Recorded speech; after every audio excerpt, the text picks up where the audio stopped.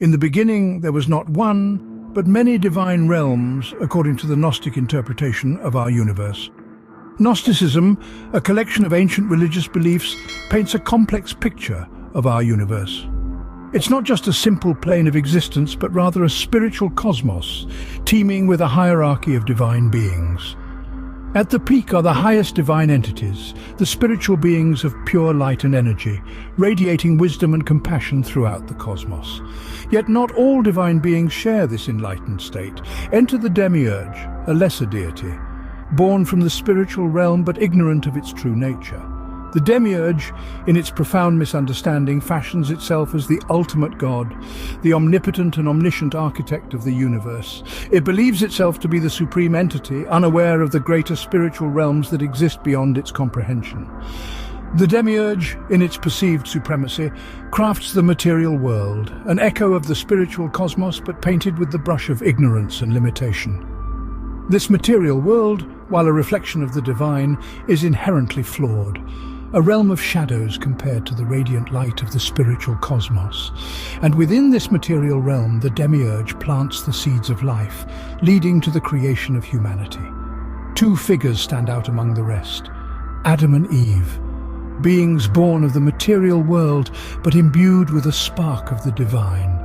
Yet this divine spark does not resonate with the Demiurge's limited understanding.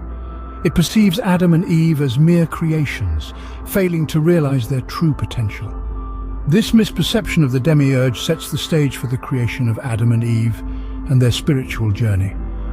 As we delve deeper into the Gnostic cosmology, we'll explore the divine nature of Adam and Eve, their quest for spiritual enlightenment, and their journey to transcend the limitations of the material world. The stage is set, the players introduced. Let's embark on this journey together, into the heart of Gnostic wisdom. Adam and Eve, not mere mortals, but luminous beings of divine origin. In the Gnostic tradition, Adam isn't just the first man, but a spiritual entity, a luminous being, embodying divine qualities. His creation wasn't an act of molding clay, but a cosmic event that echoes throughout the universe. His essence, imbued with celestial radiance, is a reflection of the divine realms above. Adam, in essence, is a mirror of the divine, a vessel for the higher realms' wisdom and beauty. Adam's divine nature is intricately intertwined with his spiritual counterpart, Eve. Eve isn't simply the helpmate crafted from Adam's rib as told in the traditional Genesis account. Instead, Gnostic texts present her as a being of equal, if not superior, spiritual stature. Eve is the embodiment of divine knowledge, a representation of Sophia, the Greek word for wisdom. She was brought into existence not to serve Adam, but to stand shoulder to shoulder with him as a beacon of enlightenment and understanding. Her creation signifies the divine's intent to imbue humanity with wisdom, the very essence that sets us apart. In this spiritual dance, Adam and Eve are no ordinary dancers. They are luminous beings twirling to the rhythm of divine music, embodying qualities far beyond our earthly comprehension. Adam, symbolizing divine qualities, and Eve, representing divine wisdom, together form a celestial pair, a union of divine knowledge and spiritual radiance. However, their divine nature was not understood by all. The Demiurge, a lesser divine being, failed to recognize their celestial origin. This ignorance led to the creation of a material world, a world where the divine spark within Adam and Eve would be obscured, where their luminous nature would be veiled. Their divine nature, however, was not recognized by the Demiurge, leading to the creation of a material world. The Demiurge, a divine artisan, yet blinded by ignorance. In the intricate tapestry of Gnostic cosmology, the Demiurge emerges as a unique, somewhat paradoxical figure. He's a divine being, yes, but markedly lesser than the ineffable god of the highest realm. Equipped with the power to shape and mold, the Demiurge is the architect of the material world. But this world, unlike the luminous realms above, is not a place of spiritual freedom. Instead, it's a realm of limitation, a labyrinth of physicality and mortality. The Demiurge, in all his grandeur, is woefully ignorant of the spiritual realms that lie beyond his reach. He's like a master sculptor who, while skilled in shaping clay, is utterly oblivious to the idea of a soul. It's this ignorance that fuels his belief that he, himself, is the ultimate deity, the supreme being in the universe. This misconception, this illusion of supremacy, is not a benign error. It is a profound cosmic mistake with far-reaching consequences. It's akin to a child having built a sandcastle, proclaiming himself the king of all creation, ignorant of the vast world beyond the beach. And so the Demiurge, in his ignorance, crafts the material world. It's a world of form and matter, of time and space, a world that is a stark contrast to the higher divine realms. His creation, while grand in its own right, is inherently flawed, a distorted reflection of the spiritual realms above. But the Demiurge's creation is not just a material realm, it's a spiritual prison, a realm of entrapment. Here, spiritual beings like Adam and Eve find themselves ensnared, their divine nature obscured by the physicality of their existence. The Demiurge, in his ignorance, has fashioned not just a world, but a cosmic trap. The Demiurge, in his ignorance, created a realm of spiritual entrapment, the material world. The material world, a realm of shadow and limitation, far removed from the divine light. So begins the Gnostic perspective of our earthly existence. From this viewpoint, our world, the one we can see, touch, taste and feel, is but a lesser reality, an illusion of sorts, crafted by an entity known as the Demiurge. This Demiurge, a being of lesser divinity, lacks the understanding and connection to the spiritual realms, yet it is the architect of our material world. It's a world that, while beautiful and intricate in its design, is fundamentally flawed, a realm of spiritual entrapment.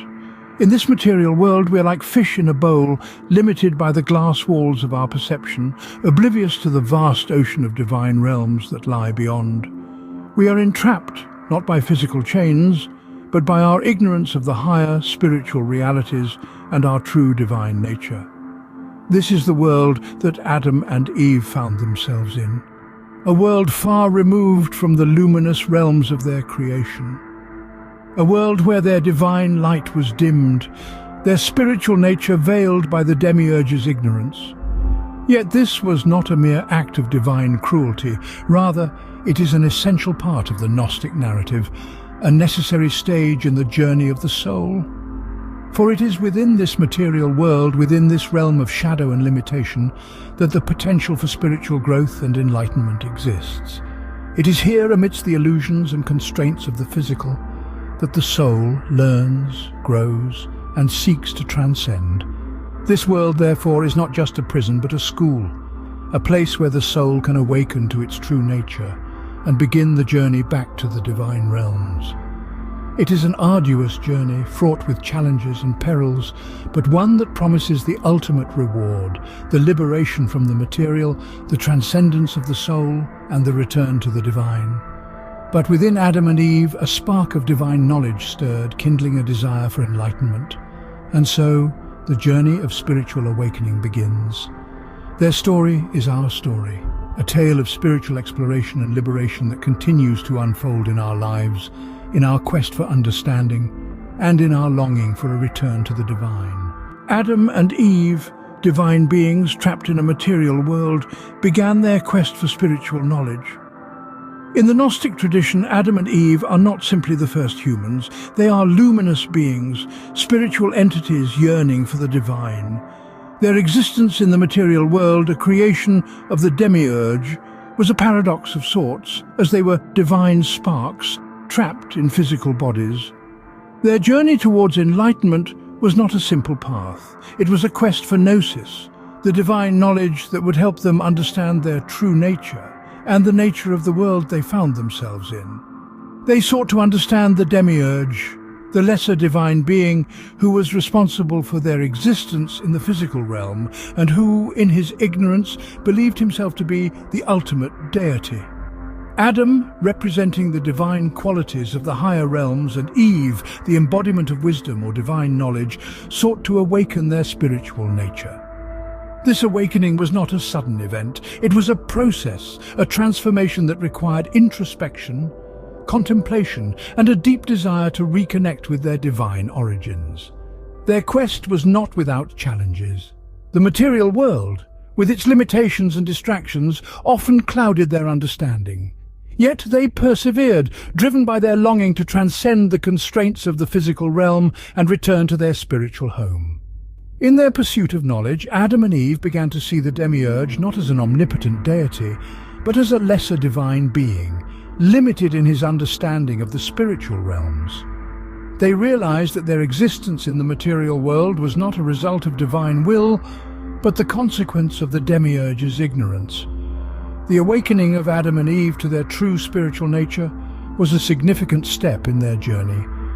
They began to see themselves not as physical beings, but as divine entities, luminous beings connected to the higher realms.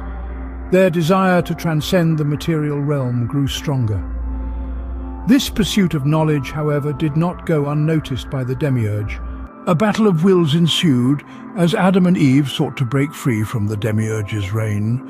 Their journey, a struggle against ignorance and spiritual blindness, was not a simple path. It was a path fraught with challenges and obstacles, much like the human quest for enlightenment and spiritual liberation. Adam and Eve, the luminous beings, found themselves entrapped in a world that was a stark contrast to their divine origins. This material world, created by the Demiurge, was a realm of illusion and ignorance.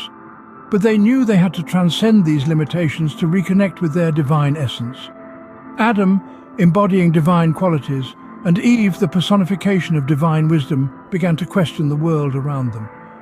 They sought to understand the nature of their existence, their divine origins, and the material world they found themselves in.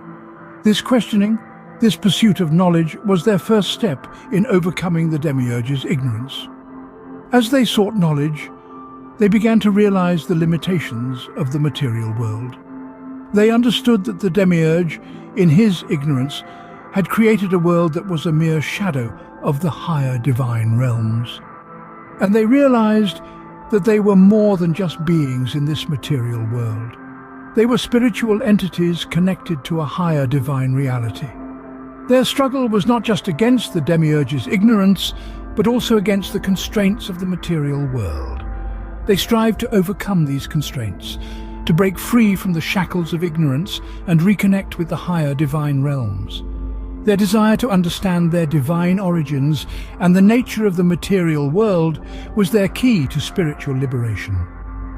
Their journey was a testament to the power of spiritual understanding and the human capacity for transcendence. They showed that despite being in a world of ignorance and illusion, it was possible to seek and attain spiritual enlightenment. Their journey, a testament to the power of spiritual understanding, serves as a profound allegory for the human quest for spiritual liberation. Their story serves as a reminder that we too can overcome the constraints of the material world and reconnect with our divine essence. The Gnostic interpretation of Adam and Eve is a tale of spiritual awakening, a journey from ignorance to enlightenment.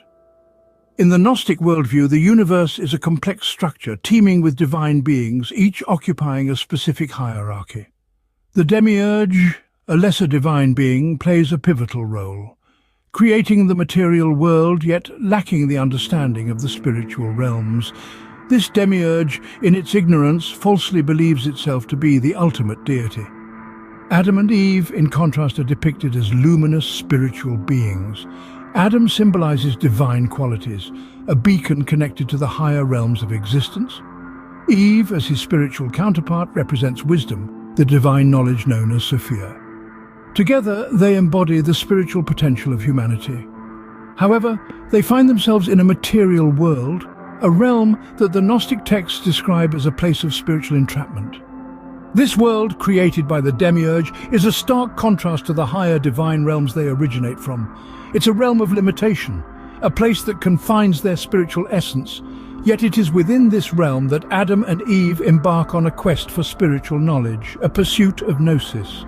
They seek to understand their divine origins and the nature of the material world they find themselves in.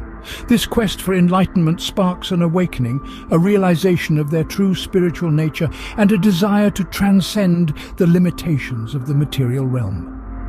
Their journey becomes one of overcoming the ignorance imposed by the Demiurge, a struggle to break free from the constraints of the material world. They strive for spiritual understanding and seek to reconnect with the higher divine realms, a pursuit that ultimately leads to liberation from the material realm. In the end, Adam and Eve remind us of our own potential for spiritual growth and the eternal quest for divine knowledge. Their story, as told through the Gnostic interpretation, serves as a metaphorical guide for our own spiritual journeys, a reminder that enlightenment is possible and that liberation from the confines of the material world is within our reach. Just like Adam and Eve, we too can transcend limitations and connect with our higher divine selves.